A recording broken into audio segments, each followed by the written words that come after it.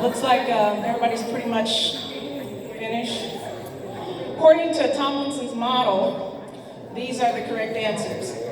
Your content, I'm not going to read all of that, but you can look at it. Make the changes as necessary.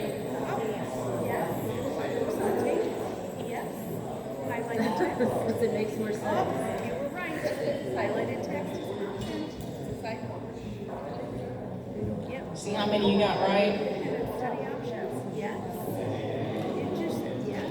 Can you read the next one? Option. Yes. Good job.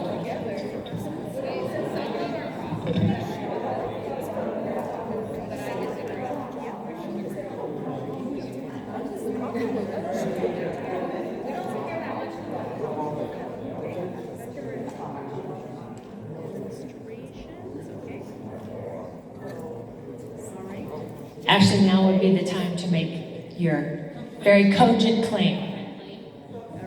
Okay, I one claim that this is a cycle and we can't fit these into finely confined columns. And my second one was varied audiences. I didn't want to put them in any category. I said they should go on top as an umbrella for our choices in content, because our audiences will determine the content we choose, the processes we choose, and their product outcome. Well done. So as you're looking at this, anybody else have any further comments about what they would change or shift or how this presents to you?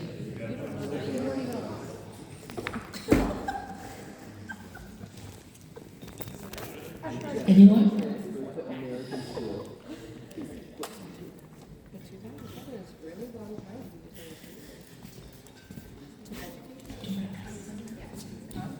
All right, Dr. Wagers is going to pass out a handout, and it's basically a lesson planning guide, as well as the information from Tomlinson's model. You can use these. Hopefully you'll be able to use these productively in the classroom.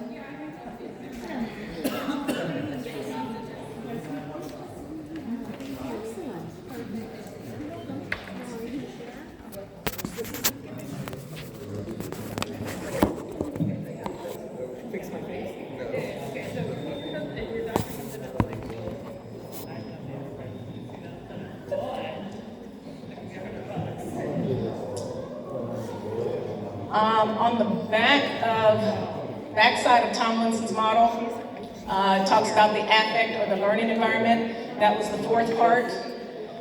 And this is talking about students' emotions and feelings in the classroom. And we all know that if a student feels comfortable in the classroom, they're probably more susceptible to taking in what you're, the information that you're providing. In the learning process. So it's imperative that we are flexible in the classroom. We have make the students feel welcomed, and create an experience for them that they can, make it an environment where they are able to learn. All right, and it's talking about with the affect or the environment. Reactions to current experiences, influences of self-concept, and motivation to learn, and the ability to collaborate is what we're trying to help them achieve, and they play a key role in the learning process. Again, with affect, it's looking at the readiness of the student, which is their attitude towards school, experiences, their knowledge and understanding,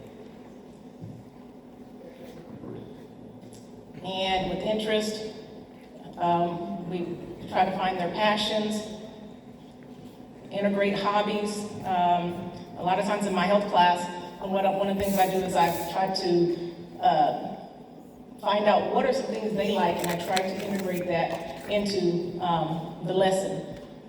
So it makes them more attentive when they're when we're doing different activities and discussing different topics. There's also a learning profile, which is their learning style, their intelligence preference, environmental preferences, their culture-based preferences, and group orientation. Some students like to work alone, some like to work with others, and focus on peers versus focusing on adults. Any questions on this so far? You've received a handout. That handout gives you all this information. Like again, hopefully you can use that in the classroom. It's something that I've been using as well. Here. All right, content differentiation. We have so many extras. Actively planning for student differences, so all students can learn at their best, and that's where that lesson plan design that you received in that handout. You could use it to your strengths. Core foundational tenets are the same learning goal, with varied access, and the responsive and to readiness, interest, and preference. And you can use in context, just using reading materials at varying readability levels, using vocabulary at readiness levels, and presenting ideas in auditory and or visual styles. And that way we can reach those students in various ways. Sure.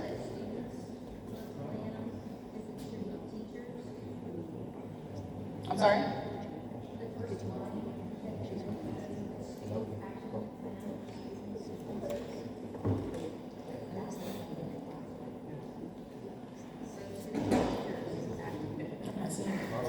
Oh, first it's actively plan for teachers, for student difference. Should be English student, English teachers. Yeah, you're right, Deb. Oh. We were given this slide deck and had to. Okay. All right. Yeah. All right, so we're gonna, this is time to take action by planning and responding, differentiated pathway reflections. You're going to identify, I actually have that at the end. Do we need to go ahead and go there?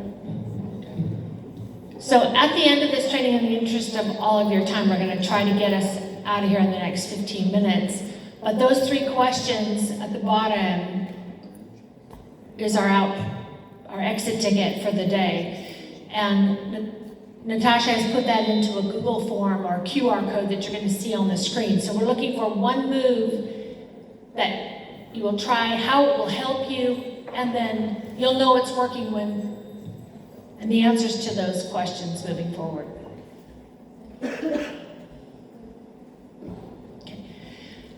So why are we doing this right now? The end product and how this is relevant to us here at KHS is our SST process has grown and changed and built a flow based on your input of what we needed, what we liked, what we wanted to keep, what we needed to change. So you see on the left-hand side there, now we're going to bridge this differentiation and our conversation today about harvesting those best practices into how it is relevant for our students in terms of identifying those specific instructional strategies we are going to record as those Tier 1 interventions.